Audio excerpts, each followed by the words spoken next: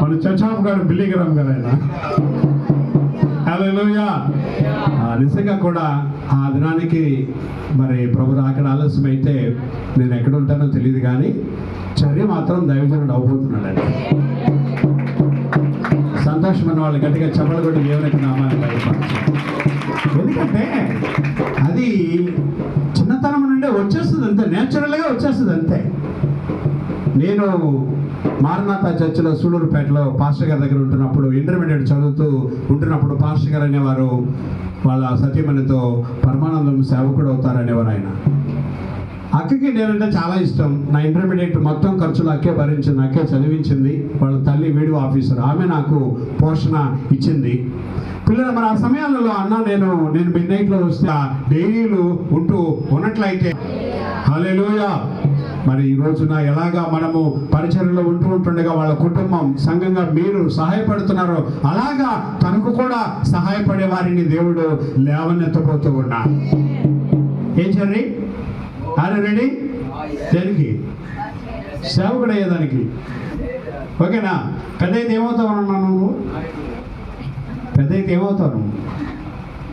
చెప్పనండి, ఏమవుతావు? సేవకుడు. క్లాప్స్ కొట్టండి. హల్లెలూయా. ఏం కొట్టండి? క్లాప్స్ కొట్టండి. బిషప్ అయ్య గారు అంకిత్ రెడ్డిని భయంకరంగా తిట్టేవారు. ఏంట్రా అట్లా ఉండవు, ఇట్లా ఉండవు, ఇట్లా ఉండవు, అట్లా ఉండవు అని ప్రార్థన చేసేవారు. దేవుడు తనలో కార్యం చేశాడు. వాస్తవానికి సేవకుడు అవుతాడు అనుకోలేదు, వాళ్ళు అవ్వాలని అనుకున్నారు, కానీ ఈ రోజున గొప్ప సేవకుడై. హల్లెలూయా, హల్లెలూయా. నిజంగా కూడా పిల్లరా, మరి చెర్రీని దేవుడు పరిచర్యలు ఆయన వాడుకోబోతున్నాడు. నేను ఎవరు చెప్తారు అని అంటే ఫస్ట్ వచ్చిన మెంబర్ ఎవరండి? చెర్రీ వచ్చాడు. నేను చెప్తాను. ఆ ధైర్యం కూడా ఉండాలండి. ఎంతమందికి ఆశ ఉంది ఆ బిడ్డ చెప్తే మనం వినాలని? దేవుని కొరకు మనం నిలబడినప్పుడు వాడుకునేది దేవుడండి, సందర్భం కాదు. అయినా చెప్తున్నా, గొలియాతును చంపడానికి ఎవ్వరూ ముందుకు రాలేదు, కానీ దేవుడు ఒక బాలుడైన డేవిడ్ని పంపించాడు. Where is your David brother? ఏమండి? ఒక డేవిడ్ని దేవుడు పంపించాడు. ఎక్కడికి? తిరుపతికి కాదు, ఇశ్రాయేలీయుల మధ్యకి. హల్లెలూయా. అంతా మూటకోడు మోసుకొని వచ్చింటాడు డేవిడ్. వాళ్ళ అన్నోళ్ళు డేవిడ్ని చూడగానే భలే కోపం వచ్చి ఉంటుంది వాళ్ళకి.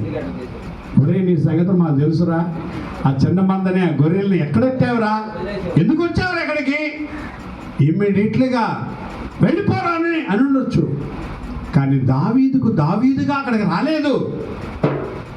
దావీదును ఇశ్రాయేలు పక్షముగా యుద్ధం చేయడానికి సైన్యములకు అధిపతికు పంపించాడు. పంపించాలని వాళ్ళ తండ్రి గారికి మూట కొడి ఇచ్చి పంపించాలని ఆలోచన ఇచ్చాడు. దేవునికి స్తోత్రం. అప్పటి వరకు కూడా గొల్యాతు విసురుతున్నాడు సవాల్. అది 40వ రోజట, చివరి రోజు, చివరి క్షణాలే కావచ్చు. ఇక కొద్ది నిమిషాల్లో రాజ్యం మారిపోద్ది.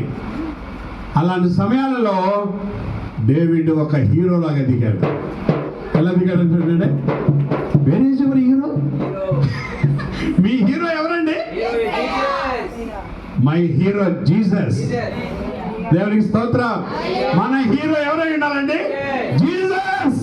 అలాగ ముందుకు వచ్చినప్పుడు నాకు చాలా సంతోషం అనిపించింది. సంతోషం.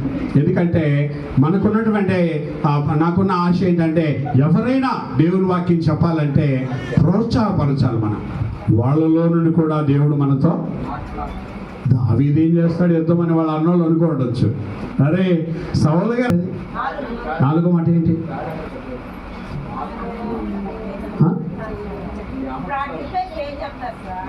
ఏలి ఏలి లామా. నిజంగా ప్రియులరా, దేవాతి దేవుడు దావీదును విడవలేదు. దావీదును పట్టుకొని గొప్ప యుద్ధం చేపించాడు. యేసయ్యను విడిచాడు. కారణం ఏంటో తెలుసా? మనందరిని కూడా రక్షించడానికి. చెర్రీకి ఇస్తున్నాను. చెర్రీ వచ్చి దేవుని మాటలు మనకు తెలియపరుస్తాను. ప్రేమిస్తున్నాడు.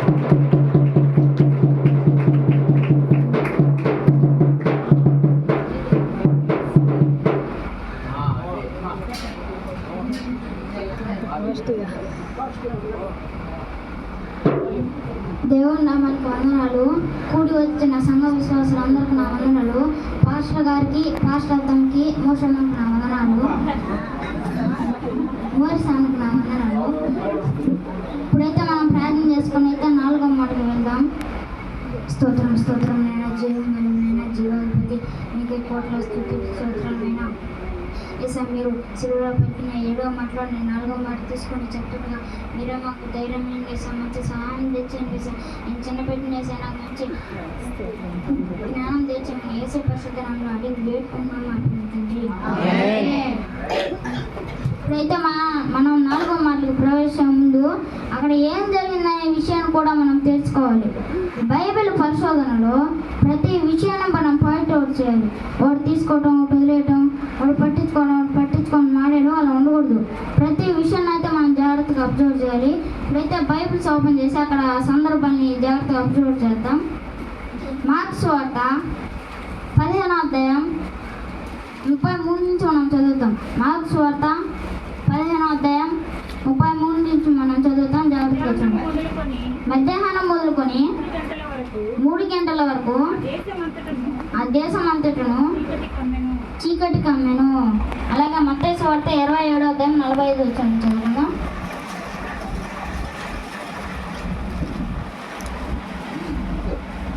మధ్యాహ్నం మొదలుకొని 3 గంటల వరకు ఆ దేశం అంతటను చీకటి కమ్మెను. ఏంటంట? మధ్యాహ్నం మొదలుకొని 3 గంటల వరకు ఆ దేశం అంతటను చీకటి కమ్మెను. ఆ చీకటి కమ్మేటప్పుడంట ఇంచుమించు 3 గంటలప్పుడు, నేను చెప్తున్నాను శిలువ మీద పలికిన వంటి 2వ భాగంలో 4 మాటలు దాదాపుగా కొద్ది సమయం అటు ఇటులో వెంటనే మాట్లాడటం జరిగింది. ఆ దేవుడు అది 4వ మాట పలకంగానే ఇప్పుడు మధ్యాహ్నం మొదలుకొని 3 గంటల వరకు ఆ దేశం అంతటను చీకటి కమ్మెను. ఆ చీకటి కమ్మడంట ఇంచుమించు 3 గంటలప్పుడు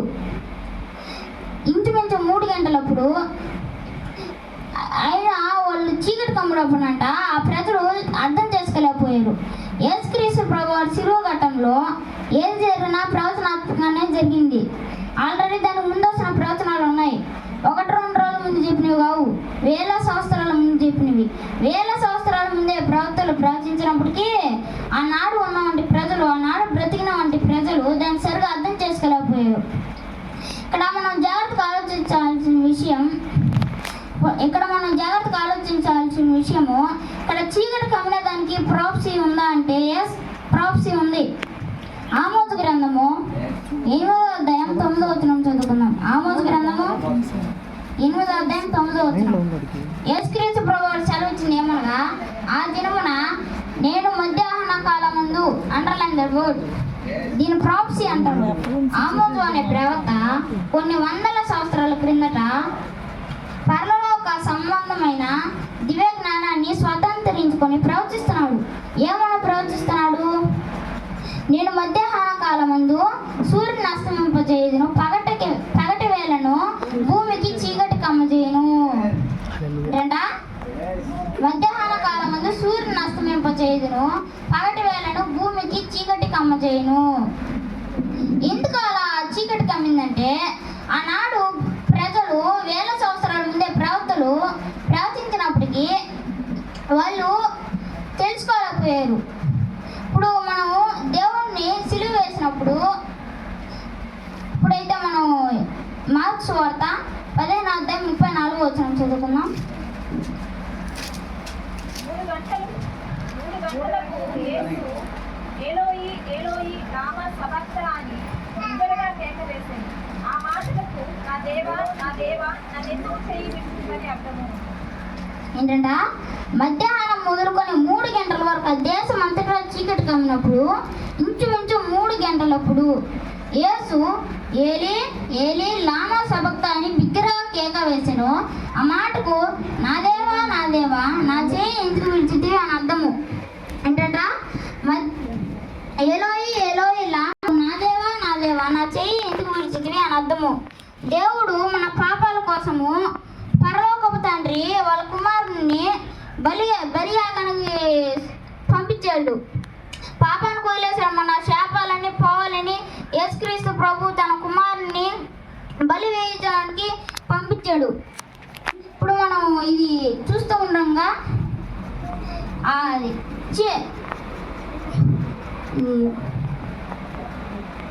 భలే ఇస్సాకు కుమార్ ఎంత వేదన అనిపిస్తున్నాడంటే, అబ్రహాం కుమారుడు ఎంత వేదన అనిపిస్తున్నాడంటే, అది యేసుక్రీస్తు ప్రభు వారి కుమారుడు ఎంత రక్తం కారుస్తా ఇజ్రాయెల్ దేశం మొత్తం తిరుగుతున్నాడు. అది ఎంత బాధ, మానసిక శోభ అది మనం అబ్రహాంలో సందర్భంలో చూస్తాం. రెండు ఒకటే సందర్భం.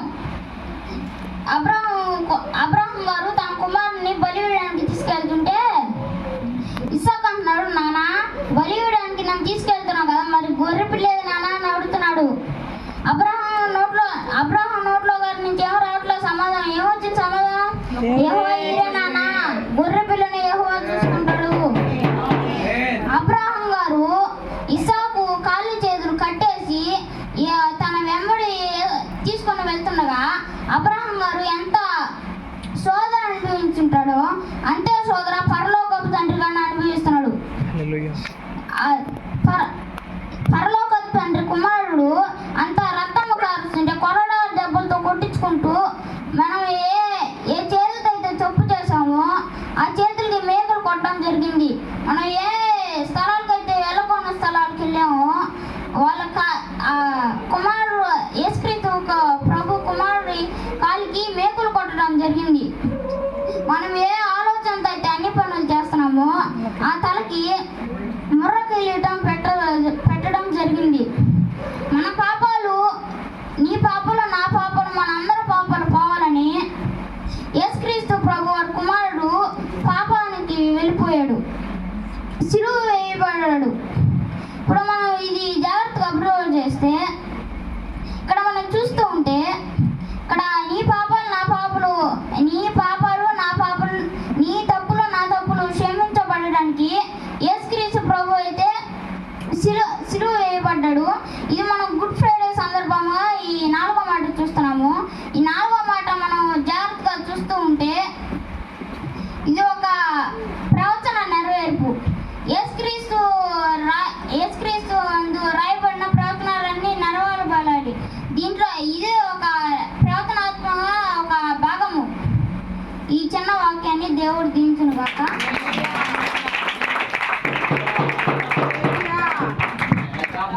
Praise the lord.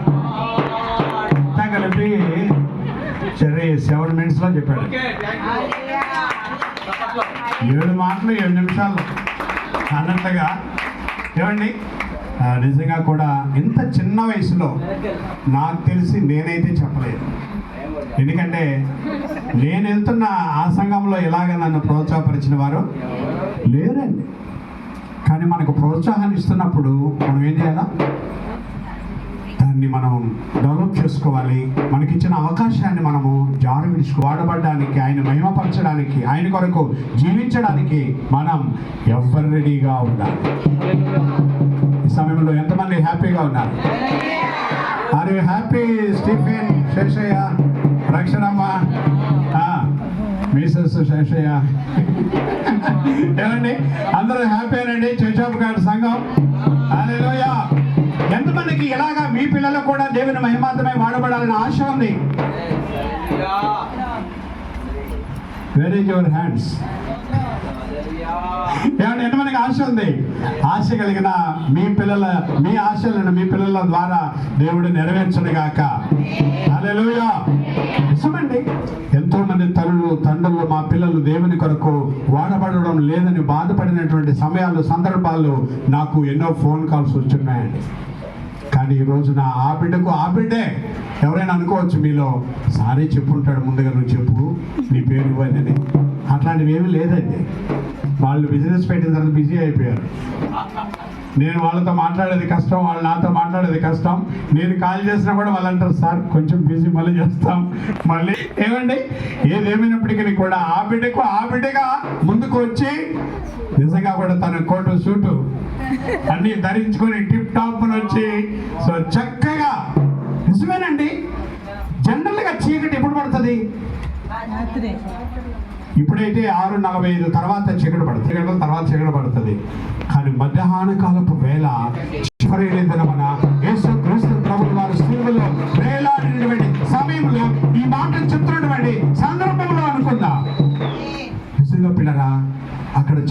మాట ఏంటంటే, సృష్టికి అర్థమైంది సృష్టికర్త సృష్టిలో ఉన్న ప్రజల కొరకు మరణిస్తున్నాడు, కానీ సృష్టించబడినటువంటి తన బిడ్డలకు తన ప్రజలకు ఈ విషయం తెలియలేదండి. నిజంగా అక్కడ యెషయా గ్రంథంలో రాయబడింది, ఎద్దు తన కామందును ఎరుగును, గాడిద తన సొంత వాని తొట్టిని ఎరుగును, అయితే నా ప్రజలైనటువంటి ఇశ్రాయేలీయులు నన్ను ఎరగక ఉన్నారు, నా మాట వెనుక ఉన్నారు. అయ్యో ఇశ్రాయేలు, నా మాట విని ఎడల మీకు ఎంత మేలు అంటున్నాడు. నిజమే పిల్లరా, దేవుని మాట వినడం అది మనకి ఎంతైనా కూడా మేలండి. సృష్టి అంతా కూడా ఆ సృష్టికర్త అయిన యేసయ్య ఆ బాధను భరించలేక సృష్టి ఏమైందంట, ఓ రకంగా చెప్పాలంటే కళ్ళు మూసుకునింది అనమాట. ఏంటంటే మీరు పాట పాడుతూ ఉన్నారు, కరెంట్ పోయింది, ఎట్లుంటుంది మీకు అప్పుడు? ఎట్లుంటుందండి? అదే నైట్ అనుకో ఎట్లుంటుంది? ఇప్పుడు అంటే సెల్ ఫోన్లు ఉన్నాయి, టకటకటకటగా లైట్లు ఆన్ చేసేస్తారు. అప్పట్లో ఏమున్నాయండి? ఏమున్నాయి? ఒక విశ్వాసి గృహప్రవేశం పెట్టుకుంటే వాళ్ళు కరెంట్ కనెక్షన్ ఇవ్వలేదంట, కానీ ఆయన ఏం బాధపడలేదు. డేట్ ఫిక్స్ చేసామని చెప్పి సంతోషంగా అలాగే క్యాండిల్స్ వెలిగించి ఓపెన్ చేశారట. దేవునికి స్తోత్రం. ఏది ఏమైనప్పటికీ కూడా చక్కటి మాటలు ద్వారా మనము వినడానికి ప్రభు ఈ సమయాన్ని ఇచ్చి ఉన్నాడు. దేవునికి స్తోత్రం. హల్లెలూయా. దేవుని మహా ఉచితమైన కృపను బట్టి అలాంటి పరిస్థితులలో కాకుండా మనకు దేవుడు ఇంత స్వేచ్ఛనిచ్చాడు. కాబట్టి దేవుని కొరకు మనము జీవించాలి. ఇంకా కూడా మన బిడ్డ దేవుని కొరకు వాడబడాలని మీరు అందరూ కూడా ప్రార్థన చేయండి. నాకేమనిపిస్తుందంటే ఆ బిడ్డ వాక్యం చెప్తుంటే ఇక ముందు ఇక్కడ ఎక్కువగా దేవుని వాక్యాన్ని మీకు మోషే చెప్పబోతాడు. నేను బయట స్పీకర్గా వెళ్ళిపోతున్నాను. ఎంతమంది నమ్ముతున్నారు ఈ మాట? నాకు అలాంటి ఆహ్వానాలు వస్తూ ఉన్నాయి. 1 వీక్ కూడా కనబడకుండా పరిచర్యలో ఉండి రాబోతున్నాను. దేవుడు నాతో మాట్లాడి ఉన్నాడు. దేవుడు అలాగా చేయబోతున్నాడు. నేను వెళ్ళేటప్పుడు ఇలాంటి కుర్రోళ్ళు తీసుకెళ్ళాలనుకుంటున్నాను. నాతో పాటు ఇలాంటి బాలురులు కానీ బాలికలు కానీ ఎవరో బిడ్డలు కానీ తీసుకుని వెళ్ళాలనుకుంటున్నాను. ఆసక్తి ఉన్నవారు, రాగలిగిన వారు 2-3 కూడా త్వరలో మనకు 2 వాహనాలు రెడీ కాబోతున్నాయి. మోషేది కారు, నాది మ్యాజిక్. నేను చిన్నగానే పోతాను.